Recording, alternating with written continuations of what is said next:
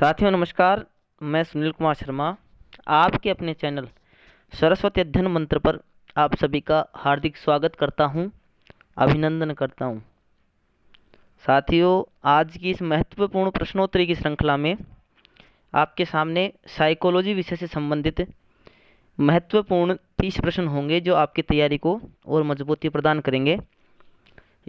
यह प्रश्नोत्तरी श्रृंखला आपके प्रत्येक अध्यापक परीक्षा के लिए महत्वपूर्ण है। फिर चाहे आप किसी भी राज्य की अध्यापक पात्रता परीक्षा की तैयारी कर रहे हो या अन्य किसी भी अध्यापक परीक्षा की तैयारी कर रहे हो, यह प्रश्नोत्तरी आपको अत्यधिक सहायता प्रदान करेगी।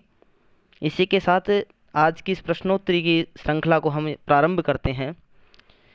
आज की प्रश्नोत्तरी का जो पहला प्रश्न है वो ये है हमारा कि एक विद्यार्थी गुणन के सवालों को हल करना सीखता है, वह अपने जोड़ के पूर्व ज्ञान का प्रयोग करता है। इस प्रकार के अधिगम अंतरण को क्या कहा जाता है? देखिए साथियों, प्रश्न में कहा गया है कि एक विद्यार्थी है, वो गुणन के सवालों को हल करना सीखता है, ठीक है, और वह अपने जोड़ के पूर्व ज्ञान का, यानी कि उसका जो जोड़ संबंधित जो पूर्व ज्ञान है उसका प्रयोग यहाँ गुणन करने में कर रहा है। तो इस प्रकार के अधिगम अंतरण को क्या कहा जाता है? तो इसका जो राइट आंसर होगा वो होगा ऊर्ध्व अंतरण। तो पहले का जो राइट आंसर हो जाएगा वो हो जाएगा सी। ठीक है साथियों, अब बढ़ते हैं अपन दूसरे प्रश्न की तरफ। दूसरा प्रश्न है, उद्देश्यों के आधार पर शिक्षण का प्रकार नहीं है। साथियों इसमें ध्यान देना, प्रकार नहीं पूछा गया है इसमें, कि उद्देश्यों के आधार पर शिक्षण का प्रकार नहीं है। उद्देश्यों की बात करें, उद्देश्यों के आधार पर शिक्षण का यदि वर्गीकरण किया है तो वो है मनोवैज्ञानिक B.S. ब्लूम। B.S. ब्लूम ने उद्देश्यों के आधार पर शिक्षण को 3 प्रकार का बताया है। कितने प्रकार का बताया है? 3 प्रकार का बताया है। और इन 3 प्रकारों में उन्होंने जो प्रकार बताए हैं, पहला है भावात्मक, दूसरा है ज्ञानात्मक, तीसरा है क्रियात्मक। तो इनमें से कौन सा नहीं है? चिंतन उद्देश्य। तो दूसरे प्रश्न का जो राइट आंसर होगा वो होगा चिंतन उद्देश्य। ठीक है साथियों, नेक्स्ट क्वेश्चन की तरफ चलते हैं अपन। तीसरा प्रश्न है, शैशवा अवस्था की विशेषता नहीं है। शैशवा अवस्था की विशेषता नहीं है, यहाँ भी गौर करना साथियों, नहीं पूछा गया है। शैशवा अवस्था की विशेषता नहीं है। तो जिज्ञासा की प्रबलता शैशवावस्था की विशेषता है। अतार्किक चिंतन, अतार्किक चिंतन ये शैशवावस्था की विशेषता है। मूर्त चिंतन, शैशवावस्था में बालक मूर्त चिंतन प्रारंभ नहीं करता, पर निर्भरता, दूसरों पर निर्भर रहता है। तो पहली जिज्ञासा की प्रबलता, अतार्किक चिंतन और पर निर्भरता ये शैशवावस्था की विशेषता है। और शैशवावस्था की विशेषता कौन सी नहीं है? तो इनमें अपना जो राइट आंसर होगा वो होगा मूर्त चिंतन। ऑप्शन के रूप में हम सी लगाएंगे। नेक्स्ट क्वेश्चन की तरफ चलते हैं। चौथा प्रश्न है साथियों, चौथे प्रश्न में पूछा गया है हमारे से कि वैचारिक क्रिया की अवस्था एवं बालक का अंतर्मुखी स्वभाव क्रमशः किस अवस्था में होता है। देखिए साथियों, यहाँ हमारे से 2 चीज़ें पूछी गई हैं। पहली जो है बात वो है वैचारिक क्रिया की अवस्था, और दूसरी जो बात है वो है बालक का अंतर्मुखी स्वभाव। क्रमशः बताना है हमें कि ये जो दोनों विशेषताएं हैं वो किस अवस्था में बालक में पाई जाती हैं। तो पहली जो वैचारिक जो अवस्था है, पहली वैचारिक अवस्था जो है वो बाल्यावस्था की है, और दूसरा जो बालक का अंतर्मुखी स्वभाव होता है वो होता है शैशवावस्था में। तो इसका जो राइट आंसर होगा वो होगा ऑप्शन बी। वैचारिक क्रिया की अवस्था हो गई बाल्यावस्था और अंतर्मुखी स्वभाव की अवस्था हो गई शैशवावस्था। अंतर्मुखी स्वभाव में बाल किशोर अवस्था भी आएगी, क्योंकि किशोर अवस्था शैशवावस्था की पुनरावृत्ति है। अतः जो भी क्रियाएं या प्रतिक्रियाएं बालक शैशवावस्था में करता है उनकी पुनरावृत्ति किशोर अवस्था में होती हैं। ठीक है साथियों, नेक्स्ट प्रश्न की तरफ चलते हैं अपन। नेक्स्ट प्रश्न है, कबूतर को एक निश्चित संख्या में, कबूतर को एक निश्चित संख्या में प्रतिक्रिया करने पर, यानी कि कोई कबूतर है उसको निश्चित संख्या में प्रतिक्रिया करने पर, सही प्रतिक्रिया करने पर प्रशिक्षण द्वारा पुरस्कार देना किस प्रकार का पुनर्बलन आयोजन कहलाता है। यानी कि एक कबूतर है और वो निश्चित संख्या में, यानी कि उसकी जो पुनर्वलन करने की, जो प्रतिक्रिया करने की जो संख्या है वो निश्चित है। और प्रतिक्रिया भी कैसी कर रहा है, सही प्रतिक्रिया कर रहा है। इस प्रतिक्रिया करने पर प्रशिक्षक के द्वारा उसको पुरस्कार दिया जाएगा। उस पुरस्कार का प्रकार क्या होगा? तो इसका जो राइट आंसर होगा वो होगा निश्चित अनुपात पुनर्बलन। इसका राइट आंसर होगा निश्चित अनुपात पुनर्बलन, क्योंकि जो उसके द्वारा जो प्रतिक्रिया की जा रही है वो निश्चित संख्या में की जा रही है और सही प्रतिक्रिया की जा रही है। इसलिए इसका जो राइट आंसर होगा वो होगा निश्चित अनुपात पुनर्बलन। नेक्स्ट क्वेश्चन की तरफ चलते हैं साथियों। नेक्स्ट क्वेश्चन, अपना जो क्वेश्चन है, चिंतन में सदैव शामिल नहीं होता। चिंतन की प्रक्रिया में क्या शामिल होता है और क्या शामिल नहीं होता? तो चिंतन की प्रक्रिया में देखो संप्रत्यय शामिल होता है। ठीक है, चिंतन की प्रक्रिया में साथियों संप्रत्यय शामिल होता है। चिंतन की प्रक्रिया में प्रतिमा भी शामिल होती है। प्रतिमा शामिल होगी तो चिंतन की प्रक्रिया में कोई प्रतीक भी शामिल होगा। लेकिन चिंतन की जो प्रक्रिया है उसमें कभी भी भाषा शामिल नहीं होगी। तो इसका जो राइट आंसर है, देखो नहीं पूछा गया है इसमें, तो जो इसका जो राइट आंसर होगा वो होगा भाषा। ठीक है साथियों, चलते हैं नेक्स्ट क्वेश्चन की तरफ। नेक्स्ट जो क्वेश्चन है हमारा वो है संकेत अधिगम के अंतर्गत सीखा जाता है। संकेत अधिगम जो होता है उसके अंदर बालक क्या सीखता है? तो संकेत अधिगम के अंदर पारंपरिक अनुकूलन, मनोविज्ञान, वातावरण, या ऑप्शन डी के रूप में है हमारे सामने मनोदेहिक। तो इसका जो राइट आंसर होगा प्यारे साथियों वो होगा पारंपरिक अनुकूलन, क्योंकि संकेत के माध्यम से बालक पारंपरिक अनुकूलन की प्रक्रिया को सीखता है। नेक्स्ट क्वेश्चन की तरफ चलते हैं साथियों। नेक्स्ट जो हमारा क्वेश्चन है, बालक के मानसिक स्वास्थ्य पर बाधा डालने वाला तत्व है। बालक के मानसिक स्वास्थ्य पर जो बाधा डालने वाला जो तत्व है वो कौन सा है? तो इसमें देखते हैं पारिवारिक संघर्ष, विकास की उत्तम दशाएं, शिक्षक का सहानुभूतिपूर्ण व्यवहार, और जनतंत्रीय अनुशासन। तो देखिए साथियों, यदि ऑप्शन की बात करें पारिवारिक संघर्ष, क्या पारिवारिक संघर्ष बालक के मानसिक स्वास्थ्य पर बाधा डालता है?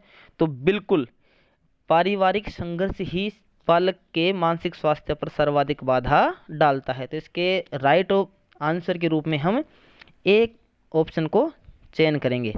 ठीक है साथियों, चलते हैं अगले प्रश्न की तरफ। नेक्स्ट जो हमारा प्रश्न है कि आउट ऑफ बॉक्स प्रकार का चिंतन है। आउट ऑफ बॉक्स प्रकार का चिंतन है। इसमें ऑप्शन ए में है अपसारी चिंतन, बी में है अभिसारी चिंतन, सी में है स्वली चिंतन, और डी में है मिथ्या चिंतन। तो जो आउट ऑफ बॉक्स प्रकार का जो चिंतन होता है साथियों वो होता है हमारा अपसारी चिंतन। कौन सा चिंतन? अपसारी चिंतन। अपसारी चिंतन को ही आउट ऑफ बॉक्स चिंतन कहते हैं। अगले प्रश्न की तरफ चलते हैं।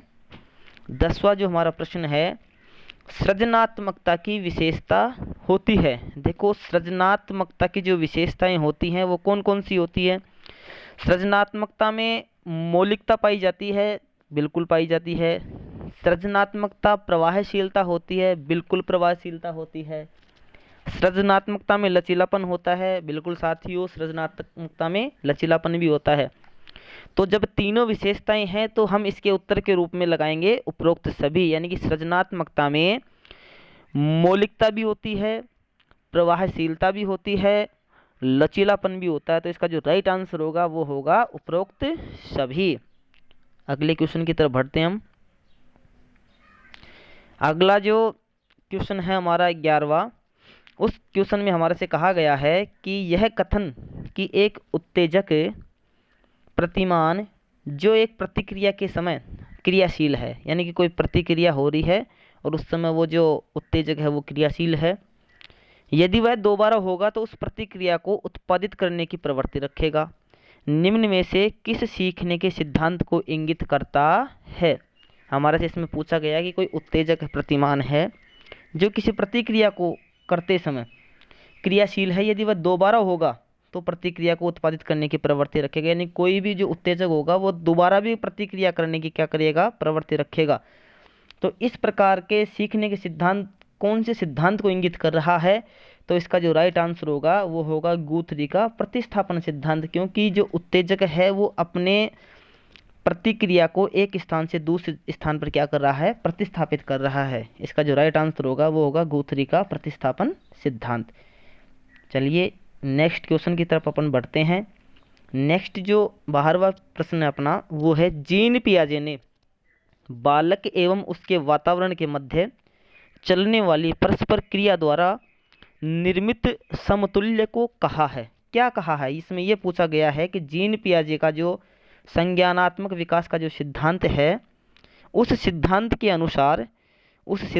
अनुसार कि बालक एवं उसके वातावरण के मध्य चलने वाली परस्पर क्रिया को क्या कहा गया है। तो वातावरण, बालक और वातावरण, देखिए पियाजे ने बताया कि बालक जो है वो वातावरण के साथ अनुकूलन के द्वारा सीखता है।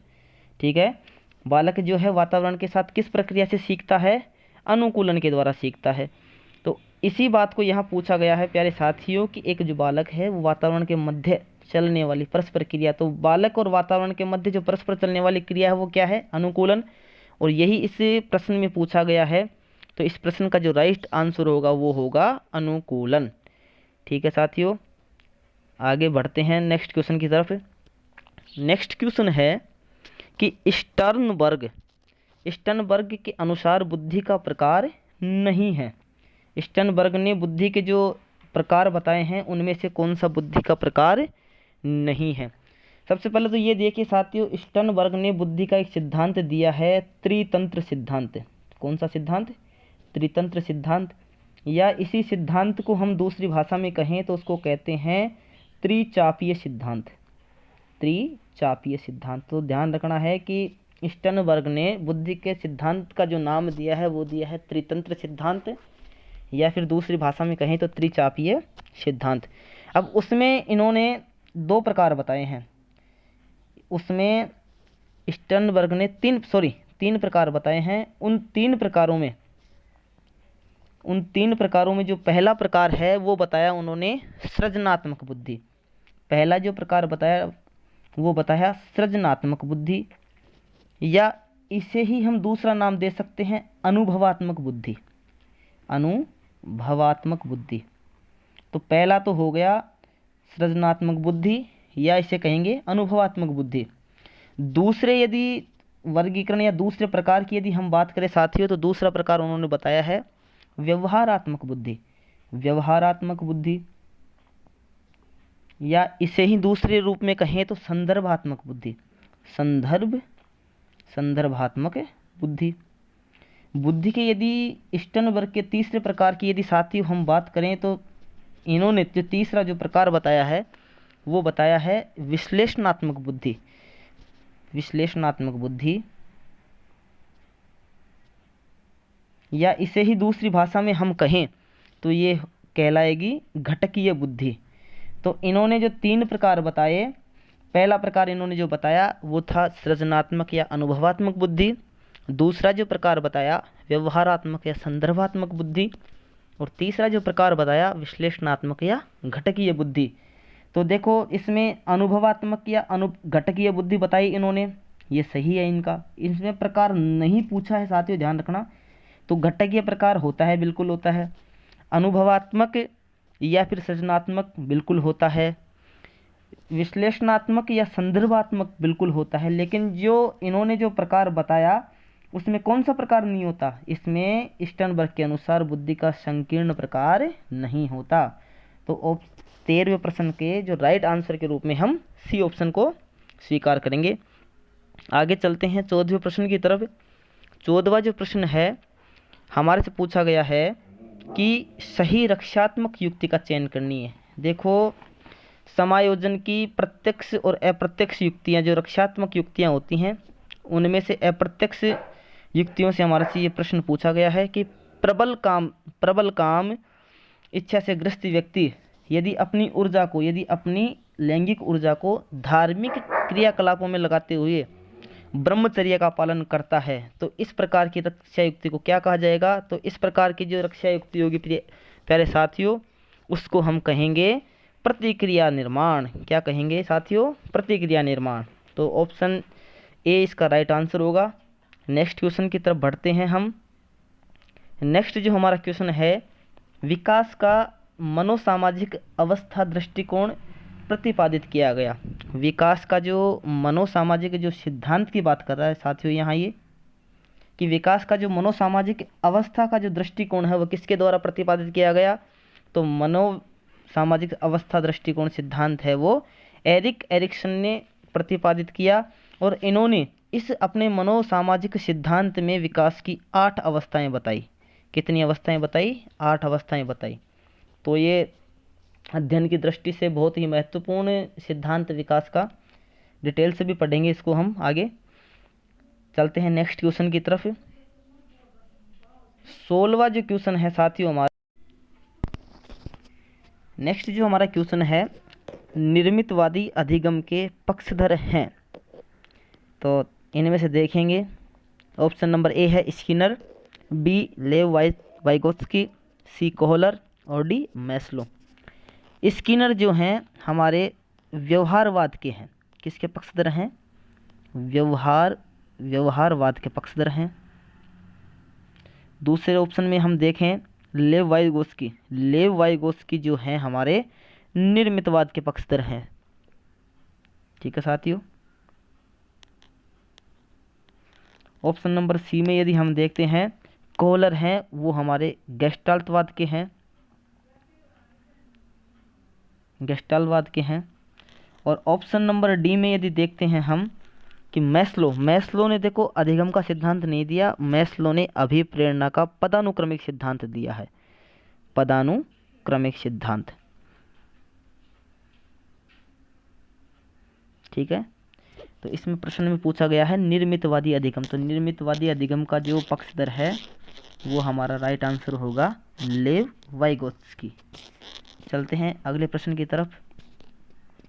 प्रश्न है अर्थपूर्ण शाब्दिक अधिगम किसके द्वारा समझाया गया?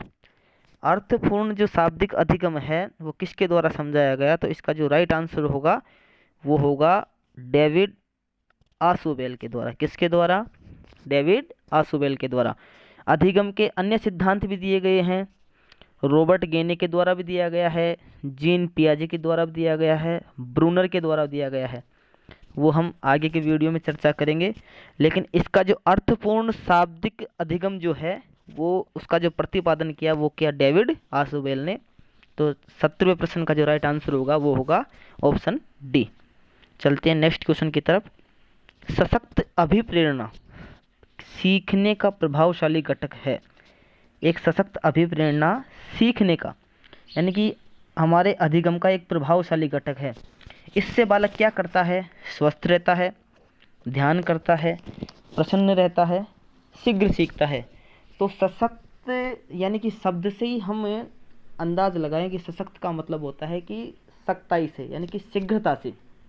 तो इसका जो राइट आंसर होगा वो क्या होगा कि जो सशक्त अभिप्रेरणा होगी वो अधिगम को प्रभावशाली बनाएगी, और जो उसका प्रभावशाली जो घटक होगा उसके माध्यम से जो बालक होगा वो क्या करेगा? शीघ्रता से सीखेगा। तो इसका जो राइट आंसर होगा वो होगा शीघ्र सीखना, ऑप्शन डी। चलते हैं नेक्स्ट क्वेश्चन की तरफ। नेक्स्ट हमारा क्वेश्चन है मानसिक विकास के पक्ष हैं। इसमें पूछा गया है कि मानसिक विकास के कौन कौन से पक्ष हैं। तो इसमें निरीक्षण, चिंतन, ध्यान, उपरोक्त सभी। देखिए साथियों, मानसिक यदि विकास की हम बात करें तो बालक की जो निरीक्षण की जो क्षमता होती है मानसिक विकास के अंतर्गत आती है। चिंतन या कल्पना करने की जो शक्ति होती है वो भी मानसिक विकास के अंतर्गत आती है। ध्यान की जो अवस्था है वो भी मानसिक विकास के अंतर्गत आती है। तो इसका जो राइट आंसर होगा ऑप्शन डी, उपरोक्त सभी। मानसिक विकास के ये सभी पक्ष हैं, निरीक्षण, चिंतन, ध्यान, इसके साथ हम कल्पना भी कर सकते हैं, चिंतन या कल्पना। तो इसका जो राइट आंसर था वो था उपरोक्त सभी, डी। चलते हैं नेक्स्ट क्वेश्चन की तरफ। नेक्स्ट हमारा क्वेश्चन है कि पावलोव के प्रयोग में, पावलोव का जो प्रयोग था उसमें कुत्ते का घंटी बजने पर लार आने की क्रिया क्या कहलाती है? इसमें हमारे से पूछा गया है कि पावलोव ने जो सिद्धांत दिया, शास्त्रीय अनुबंधन का जो सिद्धांत दिया पावलोव ने, उसको कहते हैं हम शास्त्रीय अनुबंधन सिद्धांत। और इसका प्रतिपादन किसने किया? इसका प्रतिपादन किया पावलोव ने। पावलोव ने अपने इस सिद्धांत में जो कुत्ते का घंटी बजने पर लार आने की जो क्रिया है उसको क्या नाम दिया? तो कुत्ते के जो घंटी बजने पर जो लार आने की क्रिया है उसको पावलोव ने नाम दिया संबंध अनुक्रिया। क्या नाम दिया? संबंध अनुक्रिया। ठीक है साथियों, तो इसका जो राइट आंसर होगा वो होगा ऑप्शन सी। चलते हैं नेक्स्ट क्वेश्चन की तरफ। नेक्स्ट हमारा क्वेश्चन है, मूल प्रवृत्ति जिज्ञासा से संबंधित संवेग है। मूल प्रवृत्तियों से संबंधित क्वेश्चन है हमारा कि मूल प्रवृत्ति जिज्ञासा, मूल प्रवृत्ति है हमारे जिज्ञासा, जिज्ञासा से संबंधित जो संवेग है हमारा। देखो मैकडूगल ने 14 मूल प्रवृत्तियां बताई हैं। कितनी बताई हैं? मैकडूगल ने 14 मूल प्रवृत्तियां बताई हैं। उन मूल प्रवृत्तियों में जो जिज्ञासा है, जिज्ञासा जो मूल प्रवृत्ति है उससे जो संबंधित जो संवेग है वो हमारा होगा आश्चर्य। क्या होगा साथियों? आश्चर्य। तो इसका जो राइट आंसर होगा वो होगा ऑप्शन नंबर ए। चलते हैं नेक्स्ट क्वेश्चन की तरफ। नेक्स्ट क्वेश्चन है हमारा, छद्म परिपक्वता का काल होता है। छद्म परिपक्वता का काल किस काल को बताया गया है? किशोरावस्था, शैशवावस्था, पूर्व बाल्यावस्था या फिर उत्तर बाल्यावस्था। तो साथियों यदि वैसे देखा जाए तो छद्म परिपक्वता का जो काल कहा जाता है वो कहा जाता है बाल्यावस्था को। ठीक है, बाल्यावस्था को कहा जाता है। लेकिन बाल्यावस्था को भी अब 2 भागों में बांटा, एक भाग पूर्व बाल्यावस्था, दूसरा उत्तर बाल्यावस्था। तो इसमें जो राइट आंसर होगा वो होगा उत्तर बाल्यावस्था को। उत्तर बाल्यावस्था को छद्म परिपक्वता की अवस्था कहा गया है। और ये किसके द्वारा कहा गया है? तो एक मनोवैज्ञानिक हुए हैं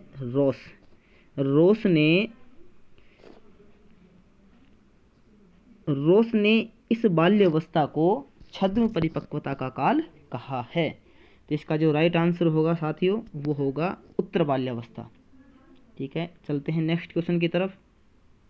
नेक्स्ट हमारा क्वेश्चन है कि निम्न में से कौन सा किशोरावस्था का लक्षण नहीं है? इसमें किशोरावस्था की विशेषताओं के बारे में पूछा गया है कि किशोरावस्था का लक्षण या किशोरावस्था की विशेषता नहीं है। तीव्र शारीरिक विकास, विपरीत लिंग में अधिक रुचि, स्पष्ट एवं स्थायी आत्म प्रत्यय, अधिक संवेदनशील प्रकृति। तो देखिए सबसे पहले हमें ध्यान ये रखना है कि जो किशोर अवस्था है वो हमारी शैशवावस्था की पुनरावृत्ति है। यानी कि जो विशेषताएं हमें शैशवावस्था में देखने को मिलती हैं वही विशेषताएं हमें किशोरावस्था में देखने को मिलती हैं। तो तीव्र शारीरिक विकास शैशवावस्था में होता है तो किशोरावस्था में भी तीव्र गति से होता है। विपरीत लिंगी में अधिक रुचि या विपरीत लिंगी आकर्षण के शैशवावस्था में होता है, किशोरावस्था में भी होता है। स्पष्ट एवं आत्म संप्रत्यय, ये जो विशेषता है ये है साथियों बाल्यावस्था की। किस अवस्था की? बाल्यावस्था की विशेषता है। अधिक संवेदनशील प्रकृति है, ये भी शैशवावस्था की भी है, किशोरावस्था की भी है। इसका जो राइट जो आंसर होगा वो होगा ऑप्शन सी, क्योंकि इसमें साथियों नहीं पूछा गया है, ध्यान देना है आपको, इसमें नहीं पूछा गया है। तो तीव्र शारीरिक विकास, विपरीत लिंग में अधिक रुचि, अधिक संवेदनशील प्रकृति, ये तीनों तो किशोरावस्था की विशेषताएं हैं। लेकिन ऑप्शन नंबर सी जो स्पष्ट एवं स्थायी आत्म प्रत्यय, ये बाल्यावस्था की विशेषता है, इसलिए इसका जो राइट आंसर होगा वो होगा ऑप्शन सी। चलते हैं नेक्स्ट क्वेश्चन की तरफ। नेक्स्ट जो हमारा क्वेश्चन है, इसके फोल्डिंग निम्न में से किस संज्ञानात्मक विकास सिद्धांत से संबंधित है? इसके फोल्डिंग जो अवधारणा है वो हमारे किस संज्ञानात्मक विकास के सिद्धांत से संबंधित है? Option number A Bruner, option number B पियाजे, option number C Vygotsky, option number D. तो इसका राइट आंसर बताओ। इसका जो राइट आंसर होगा पहले साथियों इसके फोल्डिंग होता क्या है? इसके फोल्डिंग यदि मोटे तौर पर हम देखें तो कोई जो बाहरी व्यक्ति है, कोई भी जैसे बालक का कोई जैसे बालक है, ये एक बालक बनाते हैं हम, ठीक है। ये बालक है, इस बालक के व्यवहार को, इस बालक के व्यवहार को या इस बालक के सीखने की प्रक्रिया को यदि कोई बाहरी व्यक्ति सहयोग प्रदान करता है तो उस बाहरी व्यक्ति के सहयोग से सीखने की जो क्रिया होगी उसको हम कहेंगे स्कैफोल्डिंग। यानी कि बाहरी व्यक्ति के सहयोग से बालक द्वारा सीखना या ज्ञान अर्जन करना, ये क्या कहलाता है? स्कैफोल्डिंग कहलाता है। और ये स्कैफोल्डिंग जो है वो किससे संबंधित है, कौन से सिद्धांत से संबंधित है? तो ये हमारे लेव वाइगोत्स्की के सिद्धांत से संबंधित है। तो इसका जो राइट आंसर होगा वो होगा ऑप्शन सी। चलते हैं नेक्स्ट क्वेश्चन की तरफ। नेक्स्ट जो हमारा क्वेश्चन है वो है हेज दुविधा निम्नांकित में से किस सिद्धांत से संबंधित है? देखो बहुत ही अच्छा क्वेश्चन है। हेज जो दुविधा है, हेज दुविधा, इस हेज दुविधा को यदि दूसरे रूप से देखें हम तो इसको हाइंस दुविधा भी कहते हैं। कौन सी? हाइंस दुविधा भी कहते हैं। ये हाइंस दुविधा या हेंज दुविधा ये एक प्रकार से एक कहानी के रूप में है और इस कहानी के रूप को HEINZ इसको हाइंज भी कहते हैं, हेज भी कहते हैं। और ये जो हाइंस या हेंज जो दुविधा है इसको एक कहानी के रूप में कोहल वर्ग ने हमें समझाया है। कोहल वर्ग के नैतिक विकास सिद्धांत में हमें देखने को मिलती है। तो इसका जो राइट आंसर होगा प्यारे साथियों वो होगा कोहल वर्ग के नैतिक विकास सिद्धांत से ये संबंधित है। चलते हैं नेक्स्ट क्वेश्चन की तरफ। नेक्स्ट जो हमारा क्वेश्चन है RTE 2009 की किस धारा में विद्यालय प्रबंधन समिति, देखो बहुत ही अच्छा क्वेश्चन है, विद्यालय प्रबंधन समिति SMC के बारे में बताया गया है। RTE 2009 के अंतर्गत जो धाराएं हैं उन धाराओं में कौन सी धारा ऐसी है जो विद्यालय प्रबंधन समिति की बात करती है? तो इसका जो राइट आंसर होगा वो होगा ऑप्शन नंबर बी, धारा 21। यानी कि धारा 21 का जो संबंध है वो विद्यालय प्रबंधन समिति से है। तो इसका जो राइट आंसर होगा वो हो जाएगा प्यारे साथियों। इसी प्रश्न में यदि हम मोटे तौर पे यदि अन्य धाराओं के बारे में चर्चा करें तो एक बार मैं बताना चाहूँगा आपको कि जो धारा 19 है वो विद्यालय के मानक से जुड़ी हुई है। विद्यालय के मानक, अब विद्यालय के मानक क्या क्या होंगे? विद्यालय के मानक खेल मैदान हो सकता है, विद्यालय की रसोई घर हो सकती है, विद्यालय के चार दीवारी की व्यवस्थाएं हो सकती हैं, चार दीवारी की व्यवस्थाएं हो सकती हैं। इनका क्या करना है? इस धारा 19 में बताया गया है कि इन सभी मानकों को 3 वर्ष में पूरा करना होता है। कितने वर्ष में? 3 वर्ष में। आगे हम यदि धारा 23 की बात करें तो धारा 23 में बताया गया है कि अध्यापक पात्रता परीक्षा, ये आपके लिए मोस्ट है साथियों। इस धारा 23 में अध्यापक पात्रता परीक्षा टेट का उत्तीर्ण करना आवश्यक है। यानी शिक्षक के लिए जो सरकारी विद्यालय में कार्यरत जो भी अध्यापक हैं उनको टेट एग्जाम करना आवश्यक है। तो धारा ये बात कही गई है धारा 23 में। धारा यदि 15 की बात करें हम तो धारा 15 में क्या कहा गया है? धारा 15 में कहा गया है कि विद्यालय में जो प्रवेश तिथि होती है, धारा में जो प्रवेश तिथि होती है उस प्रवेश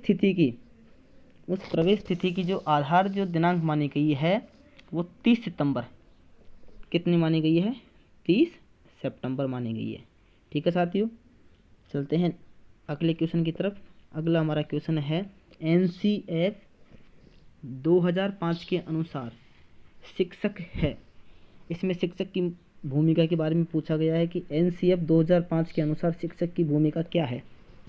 तो NCF 2005 के अनुसार जो शिक्षक की भूमिका है, ऑप्शन हमारा है मुख्य अन्वेषक, सुविधा प्रदाता, ज्ञान प्रदान करने वाला, उपयुक्त में से कोई नहीं।